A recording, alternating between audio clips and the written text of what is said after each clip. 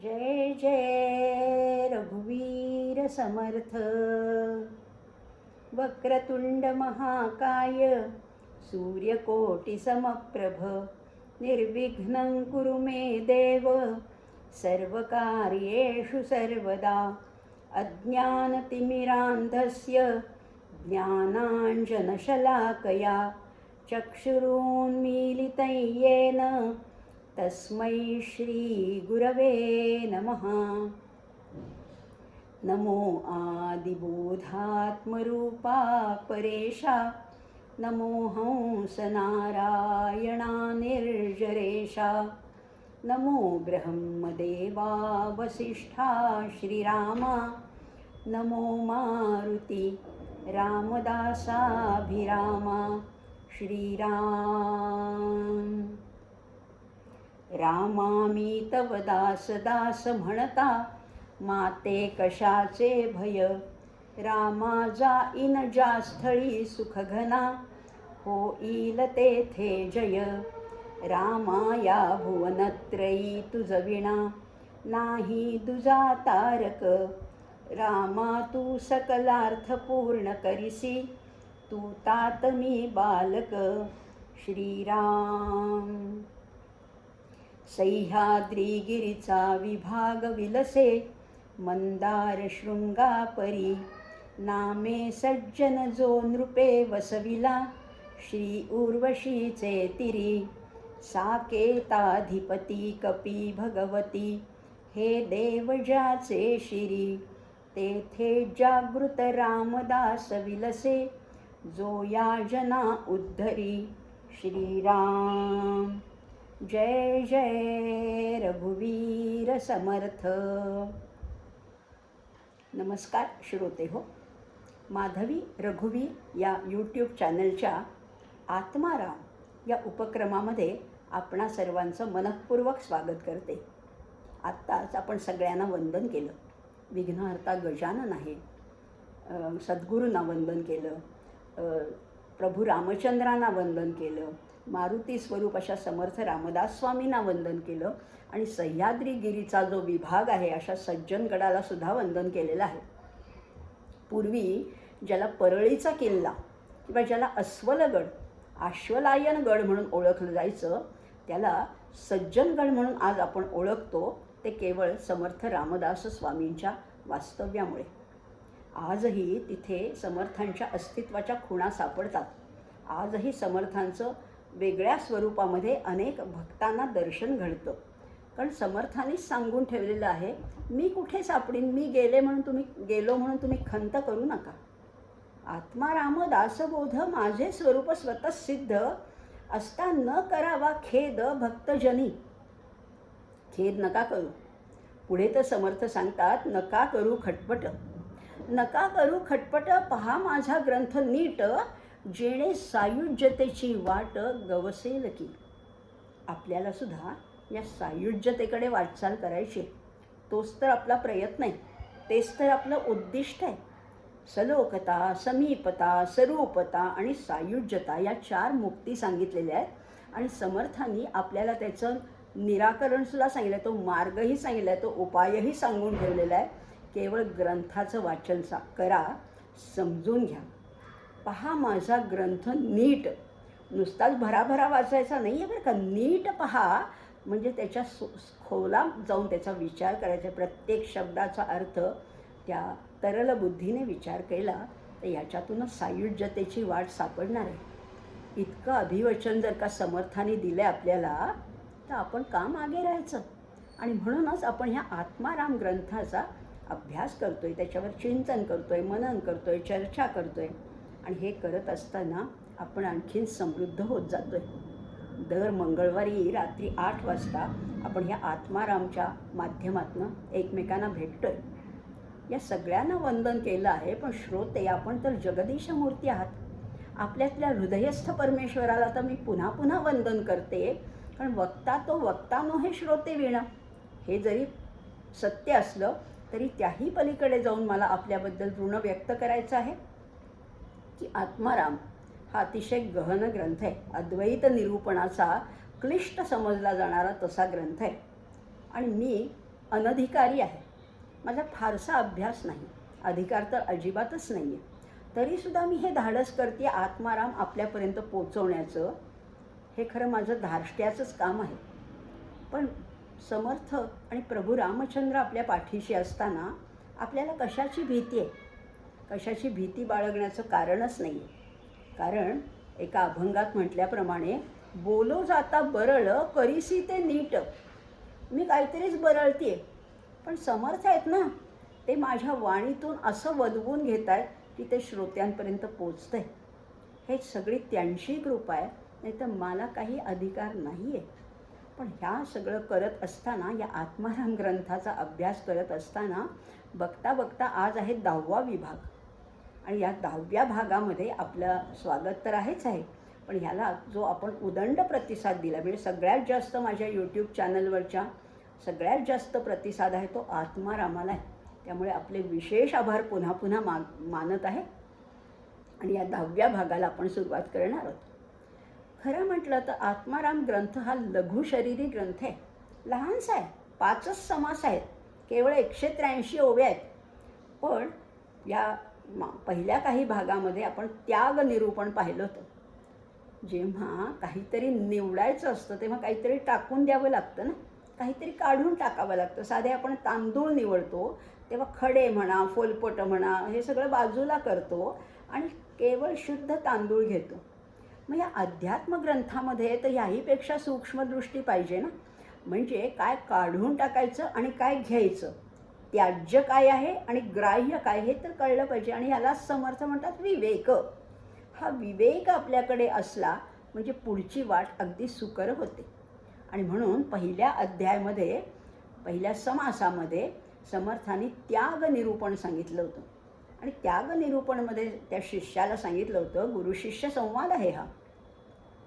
शिष्याला म्हटलं होतं, जे नाशिवंत असेल, तुझं समागमे न येईल, तेवढंच तू मला दे. तुझ्याबरोबर जे येणार नाही. आता असं म्हटल्यानंतर आपलं विचारांना दिशा मिळते की खरंच आहे, माझ्याबरोबर काय काय येणार नाही आहे. एवढं तर मी सगळं साठवलेलं आहे, एवढ्या त्या सगळ्याचा संग्रह केलेला आहे. किती गोष्टी साठवल्या आहेत, घर दार गाडी बंगला, मुलं बाळं, भांडी कुंडी, दागदागिने, कपडे, वस्त्र, अलंकार, किती साठवलं आहे. त्याच्यापैकी माझ्याबरोबर काय येणार आहे पुढे मृत्यूनंतर त्या परलोकामध्ये, याच्यापैकी माझ्याबरोबर काय येणार, काहीच येणार नाही आहे. हे सगळं जे जमवलं आहे ते इथेच राहणार आहे, हा एक साक्षात्कार होतो. आणि म्हणून त्याग निरूपणमध्ये हे सगळं मला दे असं समर्थ म्हणत आहेत. पण नंतर लगेच स्पष्टही करते, त्याचं मला काय करायचं आहे. तुला जसं मी टाकायला सांगतो तसं मलाही हे नको आहे, पण तुला हा विवेक साधावा किंवा देण्याची सवय लागावी म्हणून हे मी मागितलं आहे बरं का शिष्य, मला ह्याच्यातलं काही नको आहे. त्याग निरूपणामध्ये हे सगळं म्हणजे अगदी बैठक तयार केलेली आहे. कुठलंही शेत, समजा शेतामध्ये काही लागवड करायची आहे, नवीन बियाणं पेरायचं असलं तरी आधी शेत स्वच्छ करावं लागतं नाही का. त्याच्यातलं दगड गोटे तण वगैरे, गवत, अनावश्यक झुडपं वगैरे काढून टाकावी लागतात. पहिल्या समासामध्ये समर्थांनी हेच केलेलं आहे. आपली भूमी साफ केलेली आहे. अंतःकरणामध्ये काहीतरी रुजवण्यासाठी आधी स्वच्छता करावी लागते, आधी त्याची मशागत करावी लागते, ती नांगरावी लागते. तशीच ही नांगरणी पहिल्या समासामध्ये केली आहे. आणि दुसऱ्या समासापासून माया निरूपणाला सुरुवात केलेली आहे. ही माया तर फार मोठी विलक्षणच आहे. कशी आहे ती 2 रूपं घेते. एक चांगलंही रूप आहे आणि एक वाईटही रूप आहे. आपल्याला या सगळ्या दृश्य विश्वामध्ये अडकवणारी सुद्धा मायाच आहे. आणि पुन्हा त्या परमेश्वरापर्यंत, त्या ब्रह्मापर्यंत घेऊन जाणारी सुद्धा मायाच आहे. मुळी कल्पना 2 रूपे तेची ल्याली, अशी ही माया आहे. आणि ही माया काय करते, 2 रूपं आहेत तिची. आणि म्हणजे बघा, एक सुविद्या आहे, एक अविद्या आहे. ही त्याच्यानंतरची गोष्ट आहे, पण आता मायेचा विचार आपण करतोय. या मायेचा विचार करत असताना शिष्याने जे वक्त्याकडनं ऐकलेलं आहे, गुरुकडनं ऐकलेलं आहे, तेव्हा तो शिष्य म्हणतो की तुम्ही तर म्हणता की माया देहास चालवी, माया देहास बोलवी, माया दृश्यास दाखवी, नेत्री रिघोनिया. मायेचेनी माया चाले, मायेचेनी माया बोले, मायेचेनी माया हाले वाय रूपे. हे काय मला नीट कळत नाही. मायाच कशी काय मायेला हलवते? बघा, आता त्यालासुद्धा संदर्भ आहे तो केनोपनिषदाचा आहे. केनोपनिषदामध्ये हेच सांगितलं आहे, हे डोळे काही बघू शकत नाही, डोळे जड आहेत. आणि डोळ्यांना प्रेरणा देणारे जे प्राण आहेत तेही जडच आहेत. दोन्ही मायेचीच रूप आहेत. केनोपनिषद सांगतं, श्रोत्रस्य श्रोत्रम मनसो मनोयत, वाचोह वाचस उ प्राणस्य प्राणः, चक्षुषश्चक्षुर रतिमुच्च धीराः, प्रेत्यास्याल्लात कादमृता भवन्ति. असं त्याचं वर्णन आहे, त्या मायेचं वर्णन आहे. या डोळ्याला शक्ती नाही. हा डोळा नुसता जर का काढून ठेवला लॅबोरेटरीमध्ये, त्या डोळ्याला नाही बघता येणार. तो डोळा इथे शरीरात आहे, त्याच्यामागे प्राण आहे म्हणून बघता येतं. पण प्राणही मायाच आहे आणि डोळेही मायाच आहेत. या दोन्हीला, आणि म्हणून म्हणलेलं आहे माया मायेला चालवते. मग आता शिष्य पुढे म्हणतोय, तो शिष्य म्हणे जी ताता माया चाले स्वरूप सत्ता. अहो, हे कळतंय मला, माया कोणाच्या सत्तेवर चालते? तर स्वरूपाच्या, ब्रह्माच्या सत्तेने. अरे सत्ता तेची तत्वता माया जाणं. पण आता गुरु म्हणतात की सत्तासुद्धा मायाच आहे असं समज, तरी मायेने स्वइच्छया असावे आणि स्वरूप सत्तेने नसावे. मनासा आले तैसे करावे हे केवी घडे.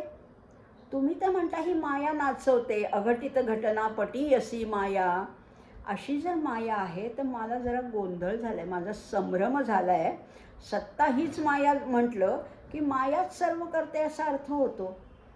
म्हणजे मायेला परमात्मा स्वरूपाहून वेगळं अस्तित्व येतं.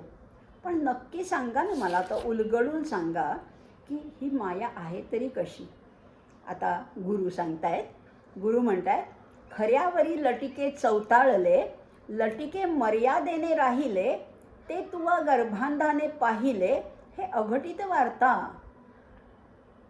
खऱ्यावरील लटिके चौताळले, चौताळले म्हणजे अधिष्ठित आहे, सुप्रतिष्ठित आहे. कशावर? खऱ्यावर, सत्यावर. ही मायेचा सगळं आवरण आहे. हा डोलारा सगळा मायेचा आहे ना. हा एक मूळ काय आहे तर सत्य आहे. सच्चित आनंद घन ब्रह्म आहे. या म्हणजे बघा, आता असं म्हटलेलं आहे, खरंच आहे. जेव्हा बुद्धी शांत होते, साधक जेव्हा त्या प्रतिभेच्या प्रांतामध्ये प्रवेश करतो, तेव्हा त्याला त्या परमात्म स्वरूपाची अनुभूती येते. आणि ती अनुभूती इतर अनुभूतीसारखी नसते.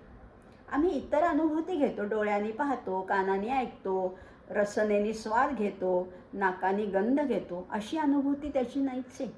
ही सगळ्यापेक्षा विलक्षण आहे. आणि विलक्षण आहे ते कशामुळे आहे? त्या सत्यावर त्या असत्याचा सगळा डोलारा उभा झालेला आहे. पण असत्य कशी म्हणायची हो माया? मायेला असत्यही म्हणता येत नाही कारण ही डोळ्यांनी दिसतीये, आणि सतही म्हणता येणार नाही कारण ती नष्ट होणार आहे. मग सतही नाही आणि असतही नाही असं जे रूप आहे त्याला म्हणायचं तरी काय? तेव्हा वेदांत्यांनी त्याच्यावर एक शब्द शोधून काढला, तो म्हणजे मिथ्या. मिथ्या म्हणजे खरंही नाही आणि खोटंही नाही. डोळ्यांनी दिसतंय म्हणून खरं मानायचं, पण नाशिवंत आहे म्हणून ते खोटंही मानायचं, असा शब्द शोधून काढला. बघा, आता जे खरं आहे त्याच्यावर खोट्याचं सगळं रान माजलेलं आहे, आणि जे खोटं आहे ते आपल्या सीमेत राहिलेलं आहे, लटिके मर्यादेने राहिले. खोट्याला मर्यादा आहे. आता बघूया ह्याचा अर्थ बघूया. खरं आहे त्याच्यावर खोट्याचं रान माजलेलं आहे. समजा एखाद्या खेडेगावामध्ये, एखाद्या शेतामध्ये लहानसं देऊळ असतं. एखाद्या दगडाला शेंदूर फासून त्याला म्हसोबा वगैरे म्हटलं जातं. छोटंसं देऊळ बांधलं जातं, पण त्याच्यावर इतकी झुडपं साठलेली आहेत, इतकं गवत माजलेलं आहे की ते देऊळ दिसतच नाही. तो देव झाकलेलाच राहतो आणि ते रानच दिसायला लागतं. तसंच आपलं झालेलं आहे. या मायेचं जे रान माजलेलं आहे ना, ते स्पष्टपणाने डोळ्याला दिसतंय, पण त्याच्या मागचं जे स्वरूप चैतन्य आहे ते काही दिसत नाही. बरं, जे हे रान माजले त्याला सगळ्याला पण मर्यादा आहे, आणि ते कसं आहे ते अमर्याद आहे. आता रान माजलंय म्हणता तर या सगळ्याला सृष्टी जे जे डोळ्यांनी दिसतं त्याला मर्यादा आहेत. आमचं शेत खूप मोठं आहे, 40 एकर आमची जमीन आहे. पण तरी मर्यादाच आहे ना. 40 एकर, अगदी 100 एकर असेल, 1000 एकर असेल, पण मर्यादा आहेच ना. शेवटी तुमच्या शेताला मर्यादा आहे, तुमच्या घराला किती मोठा महाल असेल, पण मर्यादा आहे की एवढं आमच्या 1 एकरामध्ये आमचा मोठा पॅलेस आहे. मर्यादाच आहेत शेवटी. छोटी झोपडी असो किंवा मोठं घर असो, मर्यादा आहेच. म्हणजे जे जे मायेत आहे त्या सगळ्याला मर्यादा आहे. मला वजन आहे, मला उंची आहे, मला रंग आहे, मला रूप आहे, नाव आहे, सगळ्यालाच आहे. म्हणजे सगळ्याला मर्यादा आहे. आणि तू काय म्हणतोयस ते तुला गर्भांधाने देखील आहे, हे अघटित वार्ता. आणि तू म्हणतोयस हे सगळं मी पाहिलं. आणि तू कसा आहेस, तू जन्मांध आहेस, गर्भांध आहेस, आणि ही सगळी मोठी अघटितच वार्ता आहे, विलक्षणच गोष्ट आहे. ती जी माया नाही आहे ना, तिला तू आहे असं म्हणतोयस पहिल्यांदा. ती स्वरूप सत्तेने चालते असंही म्हणतोयस. आणि हे सगळं कोण म्हणतंय, जो जन्मांध आहे तो म्हणतोय मी हे सगळं पाहिलं. काय गंमत आहे सगळ्याची. अरे, असत गोष्टीला कधीच अस्तित्व नसतं.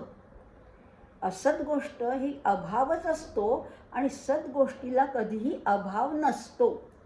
ना सतो विद्यते भावो ना भावो विद्यते सतः उभयोरपि दृष्टोंतस्त्वनयोस्तत्वदर्शिभिः, असं गीता सांगते. असतला कधीही भाव नाही आहे आणि असतला कधी अभाव नाही आहे, असं आहे. आता जे नाहीचे त्याला तू म्हणतो ते मर्यादेत राहिले, कसं काय मानणार.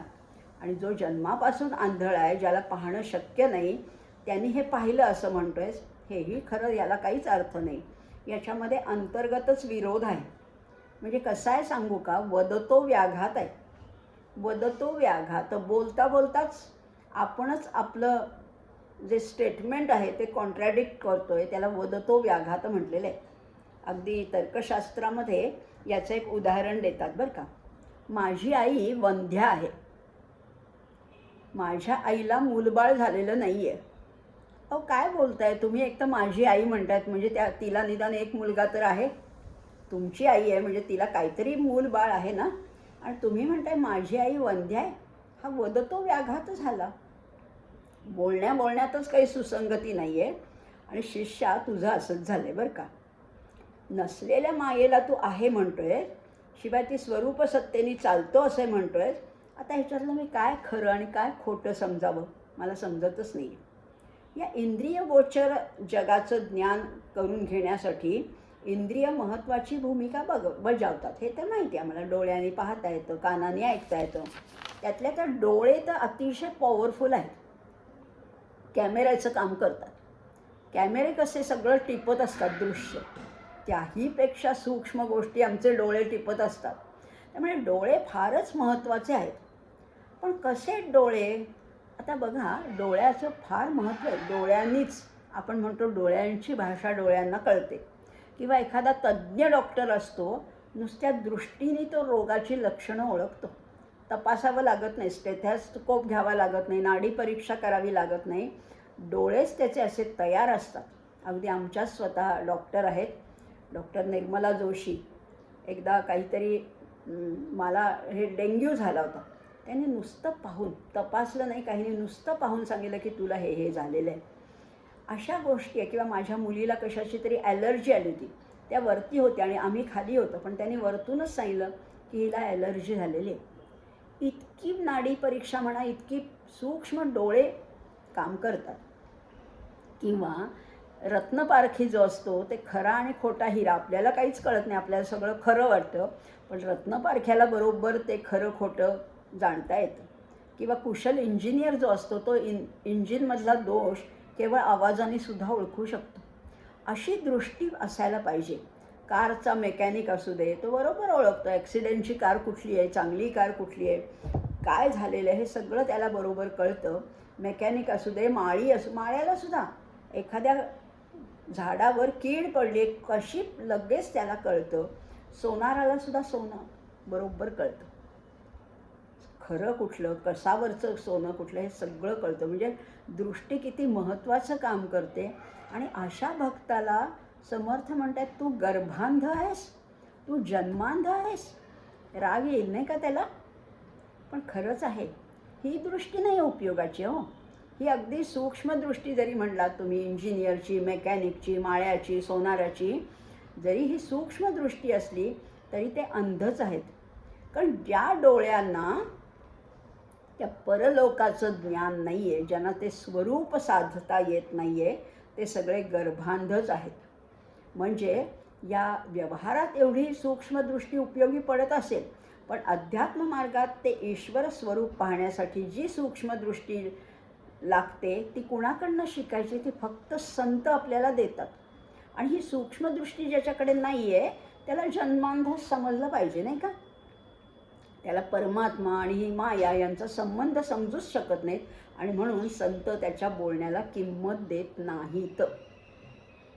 कितीही डोळे तुमचे अगदी कमळासारखे असतील, माशासारखे असतील, नावं आहेत ना, पद्माक्षी आहे, मीनाक्षी आहे, कामाक्षी आहेत, अशी नावं देतो आपण. आणि खूप लोकांचे खूप डोळे अगदी सुंदरसुद्धा असतात, किंवा कुणाला अगदी चांगली दृष्टी असते, अगदी 70पर्यंत त्यांना चष्मासुद्धा लावायची गरज नसते, अशी उत्तम दृष्टी आहे. पण तरीसुद्धा त्यांनासुद्धा गर्भांध, जन्मांध म्हटलेलं आहे, कारण ती दृष्टी त्याच्याकडे नाही. ती दृष्टी नसेल त्याला अंध म्हटलेलं आहे. आता समर्थ आपल्या शिष्याशी किती परखड शब्दामध्ये बोलतायत. परखड शब्दामध्ये बोलतायत याचं मुख्य कारण म्हणजे शिष्याकडनं त्यांना कसलीही अपेक्षा नाही आहे. कोण परखड शब्दात बोलू शकतं? काही मला मिळवायचं नाही आहे. जिथे शिष्याकडनं कुठलीही अपेक्षा नाही, काय मिळणार ह्याच्यावर डोळा नाही आहे, त्याची फिकीरही नाही आहे, आणि म्हणून इथे शिष्याला समर्थ प्रत्यक्ष गर्भांध असं म्हणतायत. आंधळा आहे आणि म्हणूनच मुळात नसलेली माया त्या अधिष्ठानाच्या सत्तेवर काम करते असं शिष्याला वाटतंय. त्याला खडसावून विचारतायत. अगदी अर्जुनाचीच आठवण झाली मला. भगवंतानी गीतेमध्ये सुद्धा अर्जुनाला असंच खडसावलं होतं. अशोच्यानन्व शोचस्त्वं प्रज्ञावादांश्च भाषसे. अरे, ज्याचा शोक करू नये त्याचा शोक करतोयस आणि गप्पा मात्र मोठ्या पांडित्याच्या मारतोयस. काय म्हणावं तुला? तेच समर्थ इथे म्हणतात की तू गर्भांध आहेस आणि काय बोलतोयस तू? वास्तविक ही माया अस्तित्वात नाही आहे. ब्रह्म समजण्यापुरती स्वीकारलेली ती संकल्पना आहे. मुळात ती नाहीच आहे, सोय म्हणून स्वीकारली आहे. बीजगणितात नाही का आपण क्ष मानतो, अ नि ब कडनं क्ष रुपये उसने घेतले. आपल्याला क्ष म्हणजे किती रुपये माहिती नाही आहे, मग आपण एक संख्या घेतो. तशी ही माया नुसती मानलेली आहे, संकल्पना आहे, सोय म्हणून स्वीकारलेली आहे, जी मुळातच नाही. ती स्वरूपाच्या सत्तेवर काम तरी कशी करेल? मग माया आहे तरी कशी? तर ती आहे प्रतीती मात्र सत्तावान. लक्षात घेऊया, शब्द थोडा पारिभाषिक संज्ञा आहे. प्रतीती मात्र सत्तावान म्हणजे काय? जेवढ्या वेळ तिची प्रचिती येते तेवढा वेळ तिची सत्ता आहे. आणि म्हणूनच तिला मिथ्या म्हटलेलं आहे. खोटी नाही आहे, पण ती मिथ्या आहे. आम्हाला जेवढा वेळ दिसते, आता मला इथनं एक समोरची बिल्डिंग दिसते समजा, पण ती किती वेळ, जेवढ्या वेळ दिसते तेवढी खरी मानायची. अजून 100-200 वर्षांनी ही बिल्डिंग अशीच राहील का? नाही. म्हणजे जोपर्यंत ती दिसते तोपर्यंत ती अस्तित्वात आहे असं म्हणा, पण कायमचं अस्तित्व त्या बिल्डिंगला नाही आहे. म्हणजे ब्रह्माला आहे, स्वरूपाला आहे. कुठलीच गोष्ट इथे कायमची नाही. अगदी हिमालयसुद्धा कायमचा टिकणारा नाही आहे. आता गुरुनी शिष्याला असं म्हटल्यावर शिष्यही काही कमी नाही आहे बरं का. शिष्य पण वस्ताद आहे. त्याला उत्सुकता अतिशय पराकोटीची उत्सुकता आहे, आणि तो हे सगळं ऐकतोय ते सावधपणाने ऐकतोय. आणि म्हणून आता शिष्याचा पुढचा प्रश्न म्हणजे 25वी ओवी काय आहे? जे झालेच नाही सर्वथा तयावरी निर्गुणाची सत्ता. नाही, अजून समर्थच सांगतात, जे झालेची नाही सर्वथा तयावरी निर्गुणाची सत्ता, ऐसे हे ज्ञातेपणे बोलता तुझं लाज नाही. आता सद्गुरू आणखीनच शिष्यावर रागवलेत. ते म्हणतायत की जे झालं नाही आहे, ज्याच्यावर निर्गुणाची सत्ता आहे असं तू म्हणतोयस आणि ज्ञातेपणासारखं बोलतोयस, हे तुला काही त्याचा संकोच वाटत नाही आहे का? अरे, माया कधी निर्माणच झाली नाही. अशा त्या नसलेल्या मायेवर निर्गुण परमात्म्याची सत्ता चालते असं तू म्हणतोयस. त्याला समर्थ म्हणतात परमात्मा आणि माया हे तुला समजलंच नाही, याचा संबंध समजलाच नाही आणि तू तशी कल्पना करतोयस आणि बोलतोयस. तुला ह्याचा संकोच नाही वाटत, चूक नाही वाटत ह्याच्यात काही?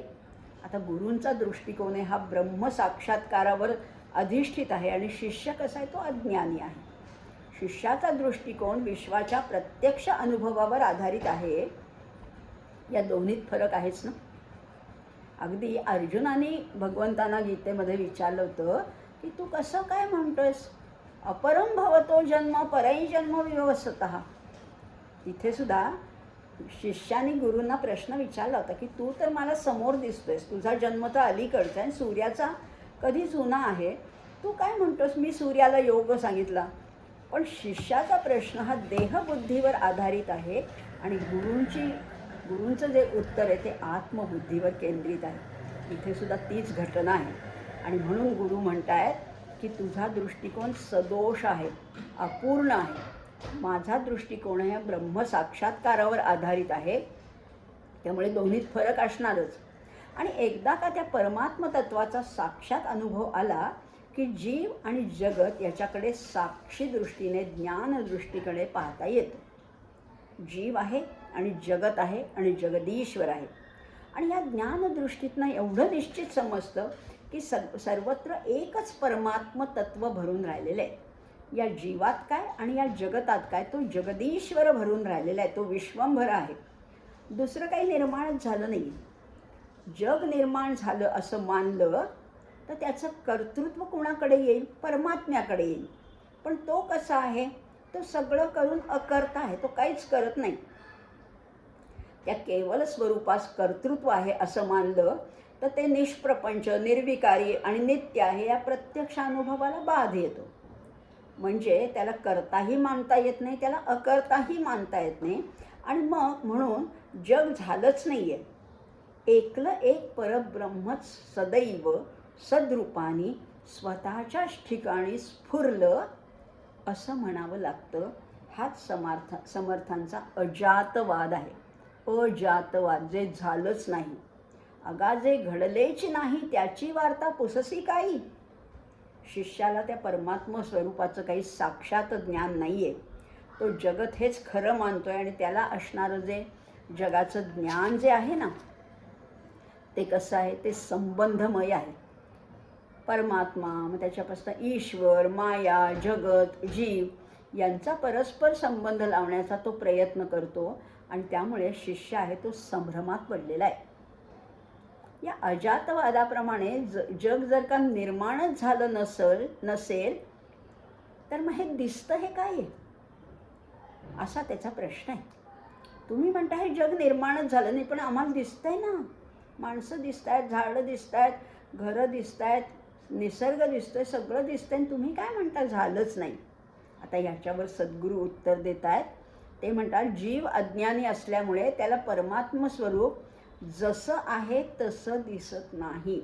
त्याच्यावरचं आच्छादन दिसतं, त्याच्यावरचं आवरण दिसतं, त्याच्यावरचा जो कव्हर आहे ते दिसतं. जसं आहे तसं दिसत नाही.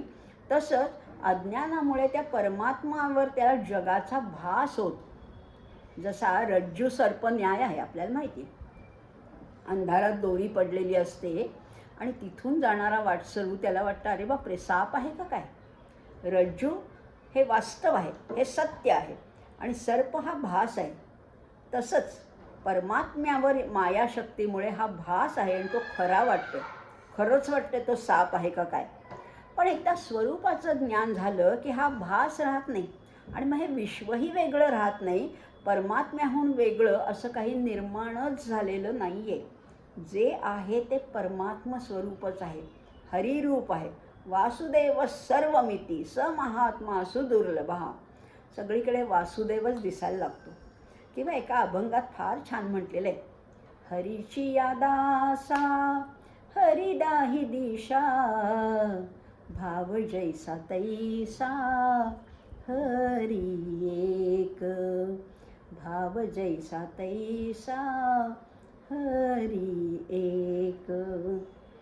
ज्ञानी पुरुषांना सगळीकडे ते जे दिसतंय ते हरिरूपच दिसतंय. सगळीकडे हरीच आहे. ज्या एकनाथ महाराजांनी त्या गाढवाला पाणी पाजलं ते गाढव त्यांना हरिरूपच दिसलं. नामदेव महाराज ज्या कुत्र्याच्या मागे तुपाची वाटी घेऊन धावले तेही हरिरूपच होतं. त्यामुळे हरिमुखी गाता हरपली चिंता, त्या नाही मागुता जन्म घेणे. सगळीकडे हरिरूपच ज्यांना दिसतंय.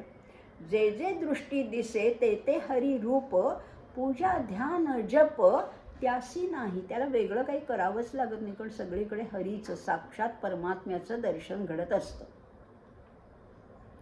आता मात्र हे सगळं शिष्य ऐकून घेतोय. ते तत्वतः पटतही आहे पण वळत नाही आहे, कळतंय पण वळत नाही आहे. आणि तोही वस्ताद आहे. तो काही उगीच ऐकून घेणारा नाही आहे. गुरूंचा आदर निश्चित आहे. आपल्या गुरुजींनी सांगितलेलं बरोबर असणार हेही आहे, पण त्याला उत्सुकता आहे. पराकोटीची परिसीमेची उत्सुकता आहे आणि सावधपणे दक्षपणे तो ऐकतोय. आणि म्हणून त्याला प्रश्न पडत आहेत. तो म्हणतोय, एकदा तुम्ही म्हणताय सकल माया ऐसेही म्हणता आणि झालीच नाही ऐसेही सांगता, तरी म्या काय करावे आता सांगा स्वामी. एकदा तुम्ही म्हणताय अवघी माया, सकल माया, सगळी मायाचे म्हणताय आणि दुसरीकडे म्हणताय माया झालीच नाही असंही म्हणताय. आणि आता ह्या परस्पर विरोधी विधानांमुळे मला काय कळतच नाही आहे, संभ्रमात पडलेलं आहे. आता तुम्ही नीट सगळं उलगडून सांगा. बघा, आता संतांच्या कुठल्याही ग्रंथांचा अभ्यास करताना अनुभूतीप्रधान स्वरूपवर्णन आणि बुद्धिप्रधान स्वरूपवाद यांची व्यवस्था कशी लावायची हे आधी समजून घ्यायला पाहिजे. अनुभूती वेगळी आणि बुद्धी वेगळी. बुद्धी जर का खूप ताणली तर ती अनंताच्या उंबरठ्यापर्यंत नेऊ शकते. उंबरठा म्हटलेलं बरं का, घर नाही म्हटलेलं, धाम नाही म्हटलेलं. यद्गत्वा न निवर्तन्ते तद्धाम परमं मम. पण ही कुठपर्यंत बुद्धी कुठपर्यंत नेते, उंबऱ्यापर्यंत नेते. तुम्हाला घर दाखवते पण घरात प्रवेश आपला आपणच करायचा असतो.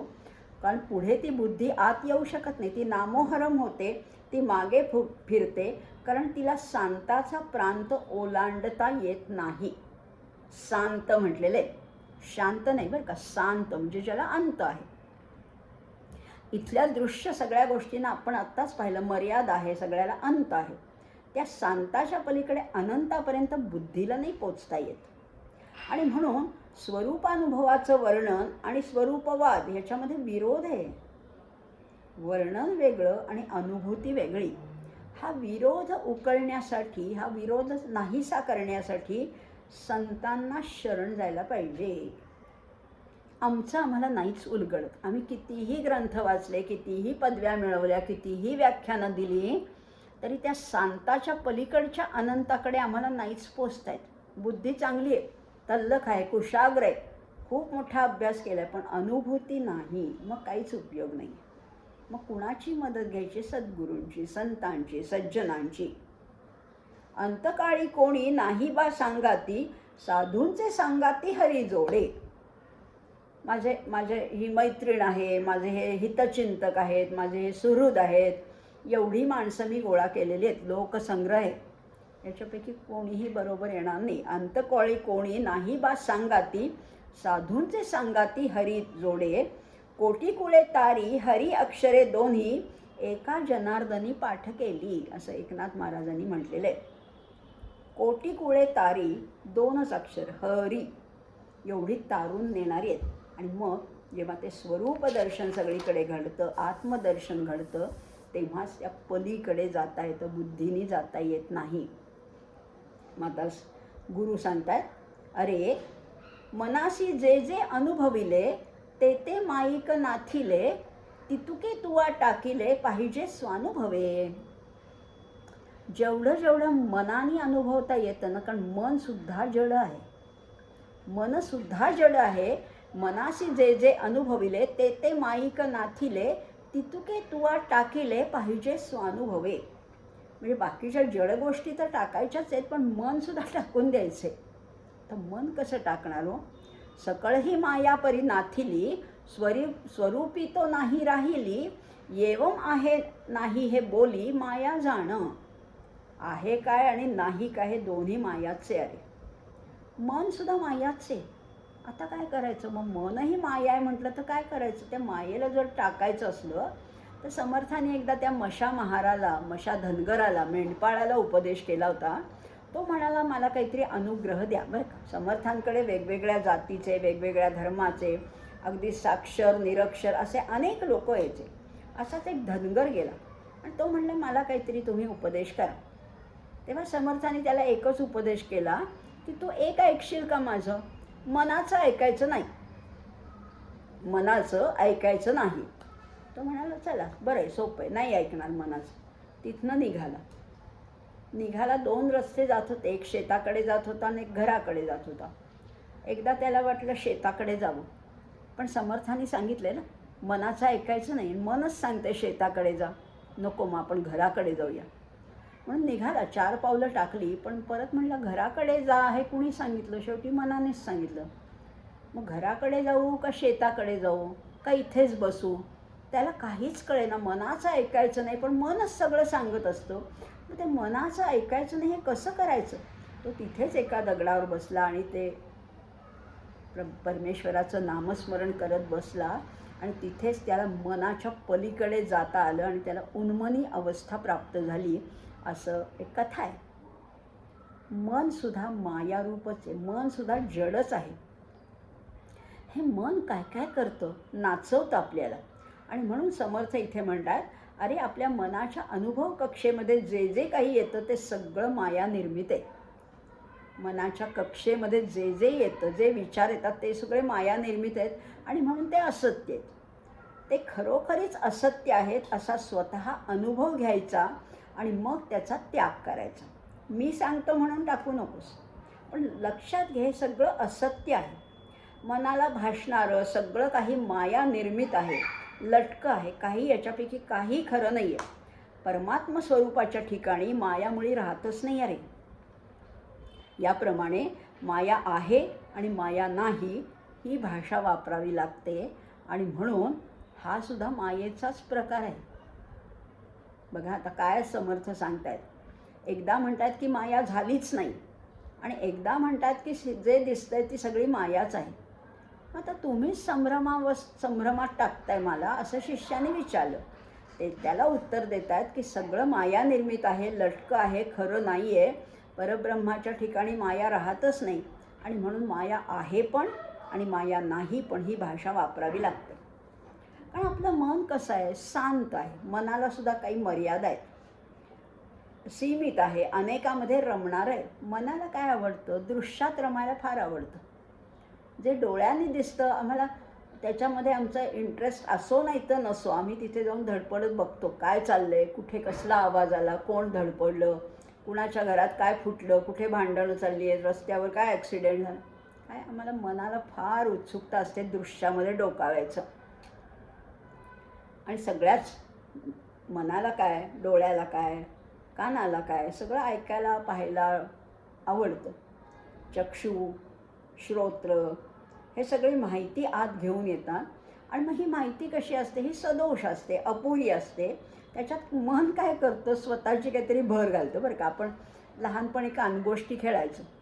कानगोष्टीमध्ये पहिला एक ज्याने सांगितलेला काही शब्द असेल, एक वाक्य असेल, ते बदलत बदलत बदलत परत त्याच्यापर्यंत येतं तेव्हा ते पूर्णच बदललेलं असतं. मग ही माहिती जी घेऊन येतात त्याच्यामध्ये मन आपली भर घालतं आणि मग कल्पना करत राहतं. अशा रीतीने प्रत्येक माणूस प्रत्यक्ष जगावर आधारलेलं स्वतःचं एक खाजगी आणि मानसिक प्रतिमामय जग तयार करतो. आपण सुद्धा आभासी विश्वामध्ये राहतोय. बोलणारा एक वेगळंच बोलत असतो, आपण त्याचे वेगळेच अर्थ लावत असतो आणि आपण एक जग आपल्यापुरतं एक तयार करतो. आपल्यापुरतं, प्रत्येकजण आपापल्यापुरतं एक जग तयार करतो. ते खरं असतं का? खरं नसतं. मग त्याचा त्यागच करायला पाहिजे. अशा मनःकल्पित दृश्य जगाच्या त्यागालाच दृश्य विलय असं म्हटलेलं आहे. मनानेच कल्पना केली होती या दृश्य विश्वाची आणि मनानेच त्याचा त्याग करायचा आहे, म्हणजे दृश्याचा विलय करायचा आहे. थोडं कठीण वाटते ना? असू दे, बघा आपण बघूया. आता आणखीन थोडं सोपं बघूया बरं का. म्हणजे गीता रहस्यामध्ये लोकमान्य टिळकांनी फार सुंदर सांगितलं आहे की आपला देह आहे ना, हा एक गोडाऊन आहे, खरं तर एक गुदाम आहे. मग तिथे मन हा कोण आहे? मन हा कारकुनाचं काम करतो. कारकून काय करतो, नोंदी ठेवतो. इतका माल आला आणि इतका बाहेर गेला. हे इनवर्ड आणि आउटवर्ड किंवा डिस्पॅच वगैरे असे जे डिपार्टमेंट असतात, तसं मन काय करतो, ज्ञानेंद्रियांकडनं माहिती मिळते. डोळ्याकडनं माहिती मिळते की हां, इथे सूर्योदय छान दिसतोय, इकडे हे छान दिसतंय. रसनेकडनं माहिती मिळते, इकडे बटाटे वडा छान मिळतो. कानाकडनं माहिती मिळते, इथे छान संगीत चालू आहे. ही सगळी माहिती ते मन गोळा करतं, त्याच्यामध्ये स्वतःची भर घालतो आणि मग कर्मेंद्रियांना तसा तसा आदेश देतो. पायांना सांगतो की हां, इकडे जा. हातांना सांगतो की ते काम करा. आणि म्हणून तर मन कारकून आहे. Mind is a good servant but bad master. त्याला मालकी देऊ नका, त्याच्याकडनं कामं करवून घ्या. आणि ह्यालाच म्हटलेलं आहे दृश्य विलय. आता मुख्य अवस्था आहेत त्या दोन आहेत बरं का. एकामध्ये स्वरूपाचा अनुभव आहे आणि एकामध्ये स्वरूपाचा अनुभव नाही. जिथे स्वरूपाचा अनुभव आहे तिथे माया उरतच नाही, मायेचा मागमूससुद्धा शिल्लक राहत नाही. परंतु तिथे गंमत अशी होते की माया नाही हे सांगणाराच शिल्लक राहत नाही, कारण तोही माईकच आहे. मी ब्रह्मापर्यंत पोचलो आणि तिथे माया नाही असं सांगणारा आजपर्यंत कोणी भेटलाच नाही आहे. कारण असं शक्यच नाही, कारण तो स्वतःच मायेच्या प्रांतात राहतो, त्यामुळे तो तसं सांगू शकत नाही. आणि जिथे स्वरूपाचा अनुभव नाही आहे तिथे दृश्य हेच खरेपणाने भासतं. परंतु संत त्यांना समजावून सांगताना, मायेबद्दल बोलताना पुन्हा मायेच्या कक्षेत येऊनच सांगतात, कारण आम्हाला त्याशिवाय कळतच नाही. संत आमच्या पायरीपर्यंत खाली उतरतात आणि आम्हाला समजावून सांगतात. कारण अहो, बोलणं हेच मुळी द्वैत आहे. आणि म्हणून माया आहे म्हणा किंवा नाही आहे म्हणा, सगळा हा सुद्धा मायेचाच प्रकार आहे. बघा, आता हे सगळं मायाच आहे. नाही म्हणावं तर ती आहे, आणि आहे म्हणावं तर ती संपणारी आहे, नष्ट होणारी आहे, नाशिवंत आहे. आणि म्हणूनच वेदांती हा मिथ्या हा शब्द अतिशय छान आहे. त्याच्यामध्ये आहे पण नाही आणि नाही पण नाही, पण तो असत आहे, मिथ्या आहे. आणि त्यामुळे जे रूप प्रत्ययाला येतं त्याचं ते खरं रूप नसतंच मुळी. मला जो डोंगर दिसतोय ते खरं डोंगराचं रूप नाही, ते ब्रह्मदर्शनच आहे खरं म्हटलं तर. बघा ना, हिरा कसा असतो, मौल्यवान आहे. आणि कोळसा कसा असतो, अतिशय सवंग, स्वस्त आहे, कवडी मोल आहे. मग दोन्हीच्या मागे तत्व काय येतं, ते कार्बनच आहे. किंवा अजून ह्याच्यापेक्षा आणखीन सोपं उदाहरण बघूया. गोड पदार्थ कितीतरी आहेत. जिलबी आहे, गुलाबजाम आहे, लाडू आहे, शिरा आहे, चॉकलेट आहे, साखर फुटाणे आहेत, बत्तासे आहेत, हलवा आहे, कितीतरी गोष्टी आहेत. या सगळ्याच्या मागे आहे ती साखर आहे. या सगळ्याच्या मुळाशी गेलो तर काय आहे, ती साखर आहे. साखरेच्या मुळाशी गेलो तर ते आहे ऊस आहे. ऊसाच्या मुळाशी गेलो तर ती आहेत पंचमहाभूत. म्हणजे असं करत करत या सगळ्याच्या मागे गेलो तर कुठपर्यंत पोचाल तुम्ही, प्रोटॉनपर्यंत पोचाल. पण प्रोटॉन नसता तर साखरच नसते, आणि साखर नसती तर हे पदार्थच झाले नसते. तशी ही माया आहे. थोडक्यात सांगण्याचा प्रयत्न केला आहे. गोड पदार्थ कितीही असले तरी त्याच्या मुळाशी आहे साखर. साखरेच्या मागे मागे गेलो तर आपल्याला प्रोटॉनपर्यंत जाता येईल, म्हणजे अणूपर्यंत जाता येईल. आणि अणूच्याही मागे जायचं तर ते परब्रह्मच आहे. करी सुख संवाद जो उगमाचा, जगी धन्य तो दास सर्वोत्तमाचा. आता ते एकच तत्व आहे. एक तत्व नाम दृढधरी मना. त्यामुळे एक तत्व काय आहे, ते अखंड अनुसंधान ठेवण्यासारखं एकच आहे, ते म्हणजे आत्मतत्व. बाकी सगळं अशाश्वत आहे. आणि त्या अशाश्वताच्या चिंतनाने वाट्याला काय येतं, तर केवळ दुःख वाट्याला येतं. आणि त्या परमार्थाचं त्या दुःखाशी वाकडं आहे बरं का, वितुष्ट आहे त्यांचं. कारण परमार्थामध्ये दुःख नाहीच हो.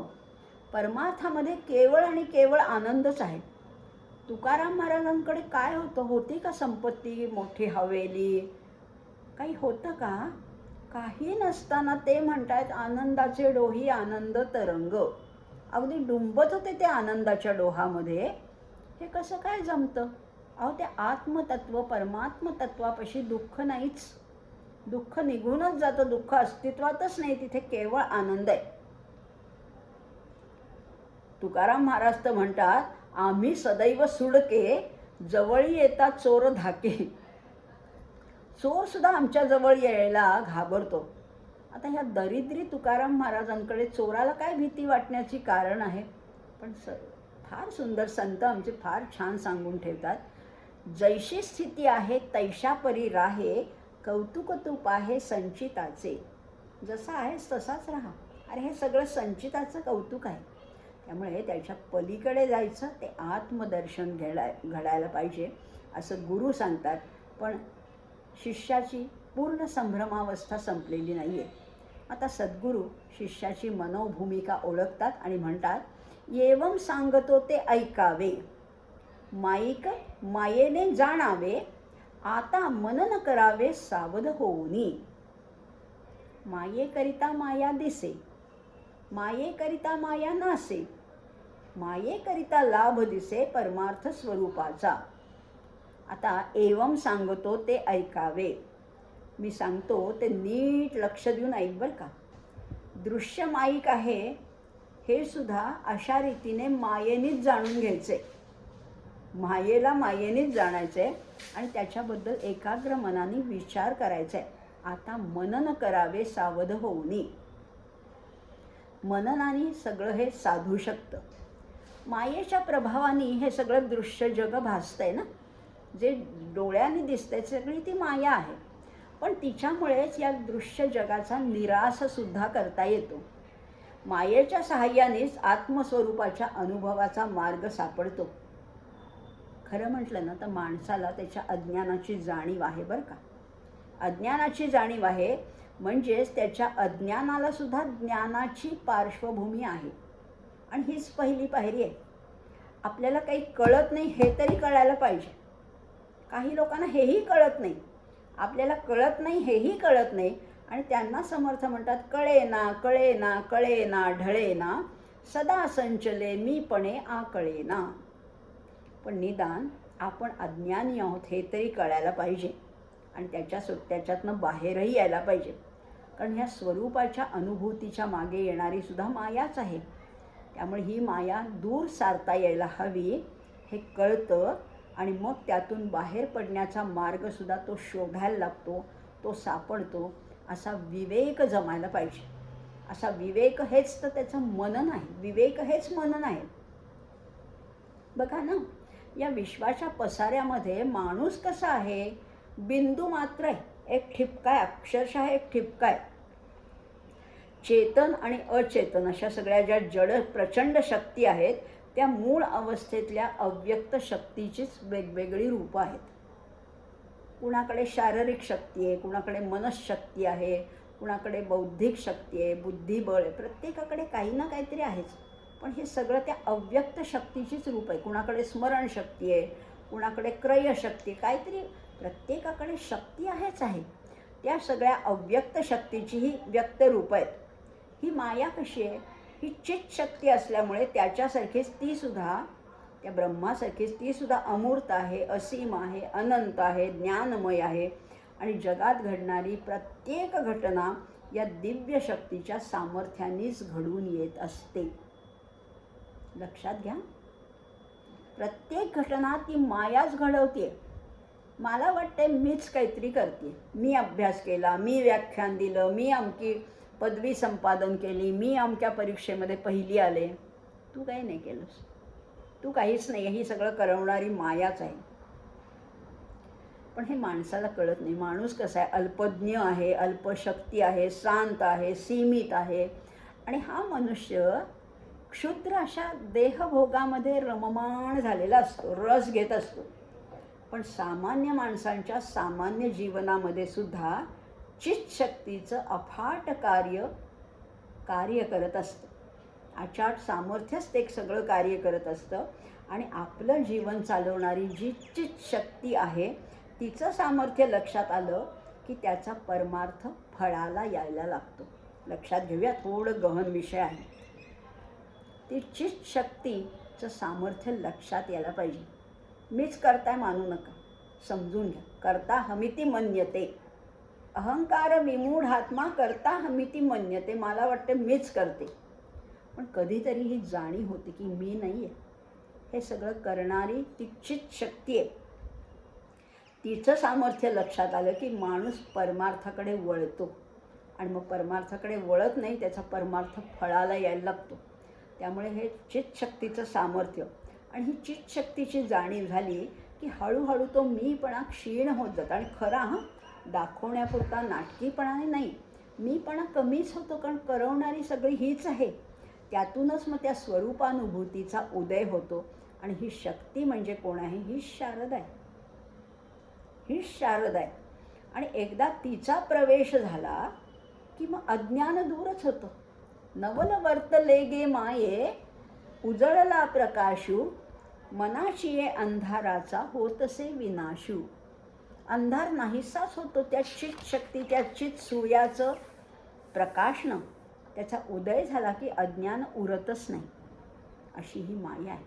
आणि त्या मायेला दूर करण्याचा उपायसुद्धा समर्थ सांगतायत, स्वरूपाचं दर्शन. अजून 2 ओव्या घेणार आहोत. कशी आहे माया? माया भवसिंधूचे तारू, माया पाववी पैल पारू, माये विण उद्धारू प्राणियास नाही. मायेकरिता देव आणि भक्त, मायेकरिता ज्ञाते विरक्त, मायेकरिता जीवन मुक्त होती स्वानुभवे. माया म्हणजे संसार सागरातून पलीकडच्या तीराला नेणारी होडी आहे. जायचं आहे ना, पहिलं तीरावर जायचं आहे ना, मग या होडीचा आधार घ्यायचा आहे. तुम्ही म्हणाला हो माया, तर तुम्ही वाईट म्हणालात, माया भुलवणारी म्हणालात, पण पलीकडे नेणारी सुद्धा मायाच आहे. मायेशिवाय अज्ञान नाहीसं होणारच नाही आहे. मायेमुळे देव आणि भक्त यांचा संबंध निर्माण होतो. कारण माया ही द्वैत आहे ना, आणि द्वैतामध्ये भक्त आहे आणि भगवंत आहे. मायेमुळेच ज्ञानी पुरुष आहेत ते वासनाशून्यसुद्धा बनतात. मायेमुळे स्वरूप साक्षात्कार घडतो आणि ते जीवनमुक्तसुद्धा होतात. काय या मायेची किती रूप आहेत, किती रंग आहेत तिचे. या मानवी जीवनामध्ये खरं म्हटलं तर प्रत्येक गोष्ट क्षणाक्षणाला बदलत असते. शरीर म्हणा, मन, बुद्धी, परिस्थिती सगळं बदलत असतं. आणि मग अस्थिर गोष्टीत कधीच आम्हाला समाधान वाटत नाही. स्वरूपात स्थिर झालं तरच समाधान आहे. आमची परिस्थिती अतिशय चांगली झाली तरीसुद्धा आम्हाला मनामध्ये शंका असते, एक हुरहुर असते, एक भीती असते. जीवनात ही घडी अशीच राहील का, अशी एक हुरहुर असते. सुख मला भिवविते, सुखाची सुद्धा भीती वाटते. कारण हे आम्हाला माहिती आहे, हे सगळं अस्थिर आहे, हे सगळं चंचल आहे, हे सगळं उद्या नाहीसं होणार आहे. आज रूप आहे पण उद्या रूप राहील का? आज पैसा आहे उद्या राहील का? आज एवढी माणसं गोळा केलीत उद्या राहील का? सगळं अस्थिर आहे. सगळ्याची कशाचीच आम्हाला शाश्वती नाही आहे. मग समाधान कुठे मिळणार आहे? एका स्थिर तत्वामध्ये मिळणार आहे. स्वरूप हे स्थिर आहे आणि आपल्याला त्या आत्मपदी स्थिर करण्याचं काम करणारी सुद्धा मायाच आहे. केवळ ज्ञानरूपिणी मायाच सगळं अज्ञान नाहीसं करू शकते. ही सुद्धा मायाच आहे. आता वास्तविक पाहिलं ना तर हे मायेचं क्षेत्र आहे, हे अनेकपणाचं किंवा द्वैताचं आहे. आणि त्यामुळे त्याच्यात त्या आत्मस्वरूपाची विस्मृती होते. आत्मस्वरूप आहे, शब्दशः पटतंय, पण कळत नाही आहे, वळत नाही आहे आणि त्याची विस्मृती होते. आणि हे द्वैत आहे ना, ते जीवाला त्या आत्म्यापासून दूर दूर नेत जातं. जितकी भिन्नता आहे, जितकं भेद आहे, तेवढं त्याचं आकर्षण जास्त आहे. हे फूल लाल आहे, हे गुलाबी आहे, ते पिवळं आहे, ते निळं आहे, ते आणखीन आकाशी रंगाचे, अशी वेगवेगळं आम्हाला रंग रूप भुलवतात आणि मग त्याच्यात आम्ही गुंतत जातो, अडकत जातो. त्यामुळे द्वैत हे माणसाला आत्मस्वरूपापासून दूर दूर दूर नेत असतं. आणि त्या वासना आणि आसक्तीच्या कचाट्यात सापडलेला जीव त्याच्यामध्ये आणखीन आणखीन अडकत जातो. इच्छा असून सुद्धा तो त्याला यशस्वी प्रतिकार करू शकत नाही. इच्छा आहे, आम्हाला नाही आहे का इच्छा मोक्षापर्यंत, सायुज्यतेपर्यंत पोचायची इच्छा आहे, पण तरीसुद्धा तो प्रतिकार पूर्णपणाने पूर्ण सामर्थ्यानिशी करू शकत नाही. पण आत्मज्ञानापर्यंत पोचण्यासाठी सामर्थ्य देणारी सुद्धा मायाच आहे. थोडं कॉन्ट्राडिक्टरी वाटतंय, पण समजून घेऊया. ज्ञानक्रियेचा बहिर्मुख प्रवाह परतवून ज्ञात्याचे ज्ञान करून देण्याचा चमत्कार करणारी सुद्धा मायाच आहे. बहिर्मुख प्रवाह आहे. आमचे सगळे डोळे परांची खाणी व्यतृणच स्वयंभू. सगळी इंद्रिय बाहेर उघडतात. त्यांना प्रवाहाविरुद्ध पोहत जाऊन आत जाऊन त्या आत्मस्वरूपाचा साक्षात्कार करायचा असेल तर बहिर्मुख दृष्टी आत वळवली पाहिजे. हे करणारी सुद्धा मायाच आहे. ज्ञाता काय करतो? ज्ञेयाशी तद्रूप होत असल्यामुळे ते ज्ञान अखंड असतं, निश्चित असतं आणि उत्कृष्ट असतं आणि यालाच म्हटलेले आत्मानुभव. इथेच जिवंतपणी मुक्तीचा आनंद उपभोगतो. आणि समर्थ इथे मायेची स्तुती करतात. जिवंतपणी तो मुक्तीचा आनंद उपभोगणाऱ्यांना आमचे शंकराचार्य म्हणतात जीवनमुक्त. जीवनमुक्त म्हणजे जीवनातून मुक्त नाही बरं का. जीवन सोडून द्यायचं आणि कुठेतरी संन्यास घेऊन जायचं असं नाहीच सांगितलेलं. जीवनमुक्त म्हणजे जगत असताना सुद्धा मुक्त. जीवन जगता जगता जो मुक्त झाला आहे तो जीवनमुक्त. आणि समर्थाने तर इथे मायेची स्तुती केलेली आहे. सगळी साधनं जरी माईक असली तरी प्रत्येक साधन म्हणजे सिस्टीम आहे. डोळ्यामध्ये पाहण्याची शक्ती आहे, सिस्टीम आहे तिथे. कानामध्ये सगळी सिस्टीम आहे, सगळी प्रणाली आहे, सगळी व्यवस्था आहे. सगळी ही व्यवस्था जशी आपली बाकीची व्यवस्था असते, वाहन व्यवस्था असते, वाहतूक व्यवस्था असते, आम्हाला कुठे जायचं असतं, काही पाहायचं असतं, काही खरेदी करायचं असतं, ही सगळी व्यवस्था या सगळ्यामध्ये आहे. संपूर्ण सृष्टीमध्येच एक व्यवस्थापन आहे, एक मॅनेजमेंट आहे. आमच्या शरीरात सुद्धा अनेक आहेत. श्वसन संस्था आहे, पचन संस्था आहे, अगदी सगळ्या संस्था आमच्यामध्ये कार्यरत आहे. आपण काय करायचं? सिस्टीम वापरायची. डॉक्टर काका देशमुख तर सांगतात, नो द सिस्टीम. आधी जाणून घ्यायचे. Know the system, use the system, get the results and forget the system. पहिल्यांदा जाणून घ्या, नो द सिस्टीम, मग ती वापरा. Use the system, get the results, त्याचे परिणाम मिळवा, and then forget the system. आणि ही श्रद्धेने जर का काम केलं, गीता सांगते श्रद्धावान लभते ज्ञानम तत्पर संयतेंद्रिय. आणि म्हणून आम्हाला या सिस्टीमवर विश्वास ठेवायला पाहिजे. पण सिस्टीम म्हणजे सर्वस्व नाही, हेही लक्षात घ्यायला पाहिजे. त्या सिस्टीमवर श्रद्धा ठेवायची. संतांना त्याचा उपयोग झाला, त्यांना यश मिळालं, तसं मलाही मिळावं म्हणून ही सिस्टीम वापरायची. पण नंतर तीही सोडून द्यायची. कशी सोडून द्यायची? पूर्णपणाने ती सोडून द्यायची. त्याला धरून नाही ठेवायचं की ह्या सिस्टीममुळे मला असा लाभ झाला म्हणून ते धरून ठेवायचं नाही आहे. तो सगळा हिशोब तिथेच नील करून टाकायचा. तो सगळा मोकळा करून टाकायचा. हिशेब झाला मायेचा, झाला निवाडा तत्वांचा, साध्य होता साधनाचा, ठाव नाही श्रीराम. या मायेचा हिशोब इथेच पुरता चुकता करून टाकायचा आहे. सगळ्या तत्वांचा निवाडा करायचा आहे, म्हणजे झाडा करायचा आहे. पंचमहाभूतांचं हे शरीर आहे, याचासुद्धा निवाडा करायचा आहे. कारण एकदा साध्य होता साधनाचा, ठाव नाही श्रीराम. साध्य झाल्यानंतर त्या साधनाला किती धरून बसणार?